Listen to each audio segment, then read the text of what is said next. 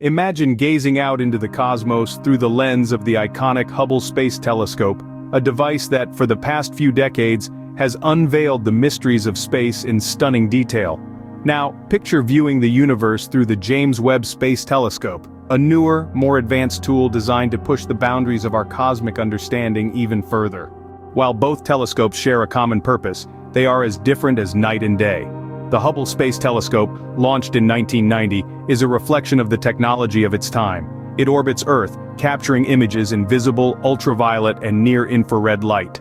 Its position close to home means it can quickly transmit data back to Earth and be serviced by astronauts, as it was famously in 1993 to correct a flawed mirror. On the other hand, the James Webb Space Telescope, set to launch in 2021, represents the cutting edge of modern space technology. Unlike Hubble, Webb will observe the universe in primarily infrared light, allowing it to peer through cosmic dust clouds and see objects too faint or distant for Hubble to detect. Webb will also orbit the Sun, not Earth, at a location known as the second Lagrange point, or L2. This position, a million miles from Earth, is ideal for observing the universe, but it means Webb can't be serviced like Hubble.